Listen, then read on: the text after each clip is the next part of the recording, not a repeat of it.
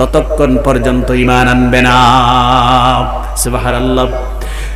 দুইটা টেস্ট এক্সামে বিশ্ব নবীজি পাস।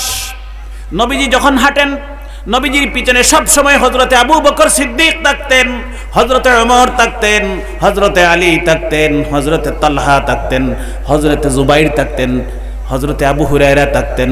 এইভাবে নবীজির বড় বড় সাহাবারা সব সময় পিছনে থাকতেন। নবীজি যখন চলাফেরা করতেন, হাঁটাফেরা করতেন, সব সময় পিছনে বড় বড় সাহাবীও থাকতা। ইন না থাকলে হেইন, হেইন না থাকলে এইন, এইরকম। কিন্তু সলমান ফার্সি কিতা করছেন, এই জায়গায় কেন জুড়ি লাইছেন, ইনো আর খেউরে আইতে দিন না। নবীজি হাঁটাত গেলে, পেশরাবে গেলে, পায়খানাত গেলে, বাজারও গেলে, মসজিদ নববীত গেলে, দিনের খেদমত গেলে, দাওয়াত গেলে, সব সময় সালমান ফার্সি ইনতা হয়নি, ই কেন আর খেউরে ঢুকতে দিন না। খেনে বেটার ভিতরে মতলব আছে তো। কি মতলব? কিতা দেখতো? মোহরে নবুয়ত। কি দেখবে? মোহরে নবুয়ত। হযরত সালমান ফার্সি নবীজি হাঁটাফেরা করেন, চলাফেরা করেন, ঠিক পিছনে হযরত সালমান ফার্সি থাকেন। হযরত সালমান ফার্সি কখনো পিছন থেকে সরে যান না। একদিন নবীজি হাঁটতেছেন আর বিশ্ব নবীজি গায়ের মধ্যে চাদর মোবারক ব্যবহার করতেন। নবীজি চাদর মোবারক করতেন, নবীজি সামনে, হযরতে সালমান ফার্সি পিছনে। হযরতে সালমান ফার্সি নবীজির ঠিক পিছনে। আল্লাহ পাক ওহীর মাধ্যমে নবীজিকে জানিয়ে দিয়েছেন, সালমান ফার্সি তোমার পিছনে মুহর নবুয়ত দেখার জন্য পেরেশান হয়ে চলাফেরা করতেছেন। আল্লাহ পাকে নবীজিকে জানাই দিলেইছে যে তোমার পিছনে তোমার গুরের কি তালগে, আপনি তো বুঝরায় না, হে হখান দেখতো করি গুরের। সুবহানাল্লাহ। নবীজি সামনে হাঁটতেছেন, সালমান ফার্সি পিছনে। সালমান ফার্সির মনের ধারণা নবীজি জানতে পেরেছেন। নবীজি দুই চাদর মুবারক গায়ের মধ্যে থেকে সরিয়ে দিয়েছেন হঠাৎ করে। আর সালমান ফার্সি বলছেন, আমার সচক্ষে আমি বিশ্ব নবীজির মোহর নবুয়ত দেখে ফেলেছি। সুবহানাল্লাহ। আমি আমার সচক্ষে ডাইরেক্ট সরাসরি নবীজির মোহর নবুয়ত দেখেছি। হযরতে সালমান ফার্সি যেই সময় নবীজির মোহর নবুয়ত দেখেছেন, চিৎকার মেরে বলেছেন, আল্লাহু আকবার। আর বলতেছেন, আর সহ্য করতে পারি না, আমার মুখে আর বুকে আমি পড়ে নিয়েছিলাম, ইলাহা ইল্লাল্লাহু মুহাম্মাদুর রাসূলুল্লাহ। এই বলে সালমান ফার্সি কলিমা পড়ে মুসলমান হয়ে গেছেন। এই কথা বলার মূল উদ্দেশ্য হলো, আমি যে বলেছিলাম তরিকায়ে চিশতিয়া আখির জামানার পয়গম্বর বিশ্ব নবী জনাবে মুহাম্মদুর রাসূলুল্লাহ সাল্লাল্লাহু আলাইহি ওয়াসাল্লামের বরকতি হাত মুবারকে হযরতে আলী রাদিয়াল্লাহু তাআলা আনহুর বরকতি হাত মুবারক এসেছে। আর হযরতে আলী রাদিয়াল্লাহু তাআলা আনহুর বরকতি হাত মুবারক থেকে পিরাকির সিলসিলাটা হযরতে খাজা হাসান বসরীর হাত মুবারক এসেছে। পিরাকির সিলসিলা হযরতে খাজা হাসান বসরী 3 নম্বর কুটি। এই আলী রাদিয়াল্লাহু তাআলা আনহু কত বড় বুজুর্গ, এই কথা বুঝাতে আমি এই ঘটনা বলেছি। কি জন্য? লা ইলাহা ইল্লাল্লাহ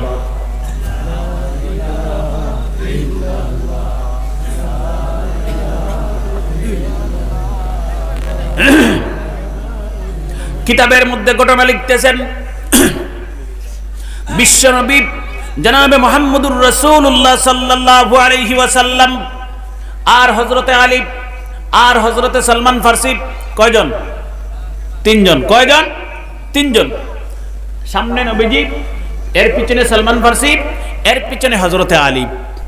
সালমান ফার্সির বয়স তখন, আমি যে ঘটনা বলছি, প্রায় 180 বছরের উপরে, 200 বছরের কাছাকাছি। আর হযরতে আলীর বয়স মাত্র 22 থেকে 23 বছর। হযরতে আলীর বয়স মাত্র 22 থেকে 23 বছর বয়স।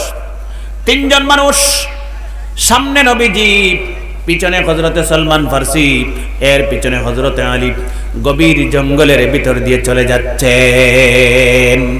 জঙ্গলি রাস্তায় হাঁটি হাঁটি যাইরা কোন এক জায়গায় যাইতা, দিনের খিদমত দাওয়াত, 3 জন যাইরা।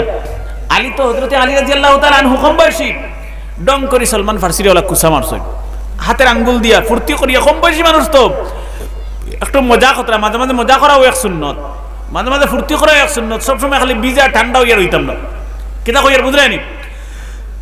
ও তাই ফুর্তি করিয়া একটা, যেটাও কিতা একটা করছেন হযরতে সালমান ফার্সির লগে। সামনে তো নবীজি, নবীজি দেখরা না, যেই মাত্র হযরতে আলী ফুর্তি করে সলমান ফার্সির সাথে মজাক করেছেন, হযরতে সলমান ফার্সি চোখ ফিরাইয়া হযরতে আলীর দিকে তাকিয়ে বলতেছেন, সলমান ফার্সি হযরতে আলী রাদিয়াল্লাহু তাআলা আনহুকে বলতেছেন, তুমি কি আমার সাথে ফুর্তি করতেছ? তুমি কি জানো না আমি সলমান ফার্সি তোমার চেয়ে বয়সে অনেক বড়? হযরতে আলীর মনে মনে বাক্কা চুট লাগিয়ে গেছে। হেন ফুর্তি করে কইছেন, দুঃখ লাগছে যে আমি বেটার লগে ফুর্তি করলাম, আর বেটায় কয় বয়সে আমার থেকে কত বড়, তো বেটাই নো ইগো দেখাইল না, হ্যাঁ মানে বয়সের দাব দেখাইলো, আমরা কবি না বড় বয়সের দাব দেখাইলো, আইজ খাবুয়ে পাইয়া। হযরতে আলীর কিছু মানে একটা অন্তর চোট লাগছে, কিন্তু সলমান ফার্সিও আবার ফুর্তি করে কইছেন আসি আসি কইরা যে তুমি আমার লগে ফুর্তি কররা, বুঝলে না আমি তোমার থেকে বয়সে কত বড়, কেন তোমার 20-22 বছর, আমার 200 বছরের উপরে, চিন্তা করায়নি তো বয়সের কোনো তুলনাও হয় না, এত ডিফারেন্স। হযরতে আলী কইলা দেখাইলে বড় আজকে খাবুয়ে ভাইয়া বড় তুমি, তে তোরা দম লাগরে বাবা, আমি বড় কিলা ওই একবার দেখাইমু তোরে, ফিরা কিল্লা ইনে বড় হইয়া দেখাইমু। ও নবীজিও লাগে হযরতে সলমান ফার্সি আর হযরতে আলী বলতেছেন ঠিক আছে তাহলে শোনো হযরতে সলমান ফার্সি, তুমি একদিন মুসলমান হওয়ার আগে অথবা মুসলমান হওয়ার কয়েকদিন পরে, নির্দিষ্ট ডেট কিতা বলে শুন না, হয়তো মুসলমান হওয়ার আগে অথবা মুসলমান হওয়ার কয়েকদিন পরে তুমি গভীর জঙ্গলের ভিতর দিয়ে, পাহাড়ের ভিতর দিয়ে একা একা চলে যাচ্ছ, গভীর জঙ্গলের ভিতর দিয়ে। এই সময় জঙ্গলের ঠিক মিডিলে যাওয়ার পরে, মাঝখানে যাওয়ার পরে তোমার সামনে বিশাল বড় একটি জঙ্গলের বাঘ এসে দাঁড়িয়ে গেছে। ঘটনা কেকর হৌ হরুমরুইন হযরতে আলীয়ে ইলা হরু নাই, বয়সে হরু, বয়সে ছোট, আইন ছোট নাই। আল্লাহ নবীজি কিতা লাকব দিয়েছেন, আসাদুল্লাহিল গালিব, বাঘ দুনিয়ার মুশরিক অকলর লাগিয়ে বাঘ বানাই আল্লাহ পাকে দুনিয়াত পাঠাইছে, সুবহানাল্লাহ। ও তাই না কইরা তুমি একদিন গভীর জঙ্গলের ভিতর দিয়ে দাঁড়ায় হাঁটি হাঁটি যাইতে সময় এই জঙ্গলের 100 কিলোমিটার চতুর্দিকে কোনো ঘর বাড়ি নাই, ওলা জঙ্গল, আর জঙ্গলের ভিতরে যাওয়ার পরে বড় বাঘ একটা তোমার সামনে আই গেছে, আর বাঘ আইয়া রেডি তোমারে খাইলি তো, আর তুমিও রেডি এখান থেকে দৌড়িয়া বাগিয়া ফেলাইবার কোনো জায়গা নাই যে আমি গিয়া আমার জান রক্ষা হমু, প্রাণ বাঁচাইমু। তুমিও নিজরে আত্মসমর্পণ করে দিছো বাঘর সামনে যে তুমি খাইতে আইছো, তে খাইলা, আমি দৌড়িয়ে তুমি আর বাগি দিতে পারতাম না, তে খাইলা, আমি রেডি। ঘটনা কিন্তু ঘটছে সলমান ফার্সির লগে, আর ঘটনা হওয়ার কে হযরতে আলীয়ে। আলী দারাগাছা তো আসলো না, এই দারাগাছাত কোনো ঘর বাড়িও নাই, কি আলী কিলে থাকবা? হযরতে আলী বলতেন, হে সলমান ফার্সি তুমি মনে মনে রেডি হয়ে গেছো, জঙ্গলের বাঘ তোমাকে খেয়ে ফেলবে। সলমান ফার্সি শুনতেছেন আর চক্ষু মুবারক থেকে জর্জর করে পানি পড়তেছে। সলমান ফার্সি হুন্ত্রা খানি বেক্কা লাগিয়া আর খান দিত্রা। সলমান ফার্সি এই ঘটনা দুনিয়ার কেউরের কইছেন, এমনকি আল্লাহর রাসূলরাও কইছেন না, ওলা বয় পাইছেন এই কথা, এই এদিন বাগালি লাগি গেছে ওলা বেতালা কেউরের খোয়া লাগাইলে বেউস হই যাইতা, ওলা বয় পাইছেন। তাই এই ঘটনা তাই কেউরের কইছেন না, আলিয়ে জানেন কিলা, ওখান খালি চিন্তা কতরা আর চকুর পানি পড়ে, সুবহানাল্লাহ। হযরতে আলী বলতেছেন, হে সলমান ফার্সি বাঘ তোমার সামনে রেডি হয়ে গেছে তোমাকে খাবে বলে, আর তুমিও বাঘের সামনে নিজে নিজেকে আত্মসমর্পণ করে দিয়েছ, তুমিও আত্মসমর্পণ করে দিয়েছো, সারেন্ডার হয়ে গেছো বাঘের সামনে। বাবা খাইতে খাইলা, আমার এনে দৌড়িয়ে বাগিবার কোনো লাইন নাই, তে খাইলা। হযরতে আলী রাদিয়াল্লাহু তাআলা আনহু বলছেন, এমন সময় 18-20 বছরের এক যুবক ছেলে হঠাৎ তোমার সামনে আর বাঘের সামনে এসে এমন ভাবে দাঁড়িয়ে গেছে, তোমাকে পিছনে ফেলে তোমাকে পিছনে রেখে বাঘের দিকে মুখ করে এমন ভাবে দাঁড়িয়ে গেছে। তোমারে খাইলি তো তুমি রেডি, হেও খাইতো হেও রেডি। হঠাৎ এমন সময় দুইজনের মাঝখানে ওই 18-20 বছরের এক যুবক ছেলে বাঘর বাই ওলা করিয়ে দাঁড়াইছে, মানে সলমান ফার্সিরে খাইস না, সুবহানাল্লাহ। তোমারে দেওয়াল দিয়া বেড়া দিয়া প্রোটেকশন দিয়া এক যুবকে দাঁড়াই গেছে। হযরতে আলী বলতেছেন, হে সলমান ফার্সি যেই মাত্র এই যুবক ছেলে জঙ্গলের বাঘের সামনে দাঁড়িয়েছে, জঙ্গলের বাঘ এই যুবককে দেখে ভয় করে এই জঙ্গল ছেড়ে অন্য জঙ্গলে পালিয়ে গেছে। সুবহানাল্লাহ। কিতা বুঝো, বাগে মানুষের ডরায়নি, হ্যাঁ ডরায়। ওলা বনো না, নেক আমল শুরু করো। আল্লাহ পাকে গোটা দুনিয়ার সৃষ্টি করছে আমরা খেদমত করার লাগি। আমি ওরকম বনি যাই, তামাম দুনিয়ায় আমরার কথা শুনবো। হযরতে সালমান ফারসি বলছেন, আলী রে ভাই, এখন মায়া ডাক দিছিলাম, আলী রে ভাই, আমার সাথে ঘটেছে এমন ঘটনা 8-10 বছর আগে দুনিয়ার কোনো মানুষ জানে না, এমনকি আখির জামানার পয়গম্বরকে আমি হযরতে সালমান বলতে পারি নাই। আমি পৃথিবীর মানুষের সামনে এত ভয় পেয়েছি, এই ঘটনা বলতে গেলে আমি সালমান ফারসি সঙ্গে সঙ্গে বেহুশ হয়ে যাই।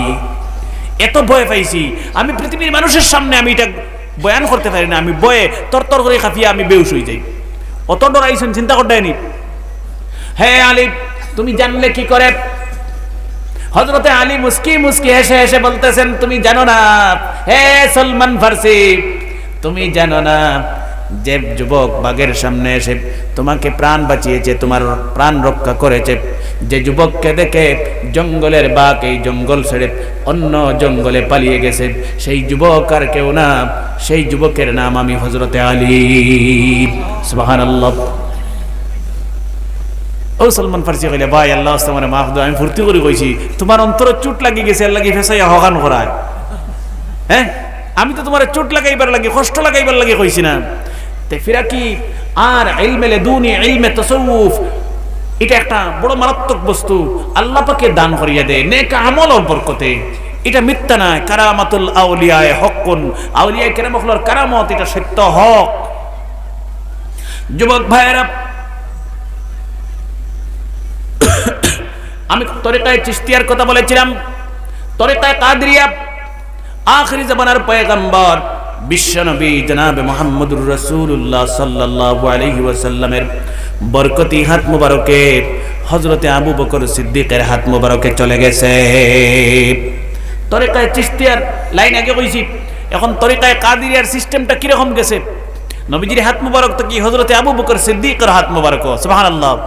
হযরতে আবু বকর সিদ্দিক রাদিয়াল্লাহু তাআলা আনহুর বরকতি হাত মুবারক থেকে আবার হযরতে খাজা হাসান বসরির হাত মুবারকে চলে গেছে তরিকায়ে চিশতিয়া, এই কাদরিয়া।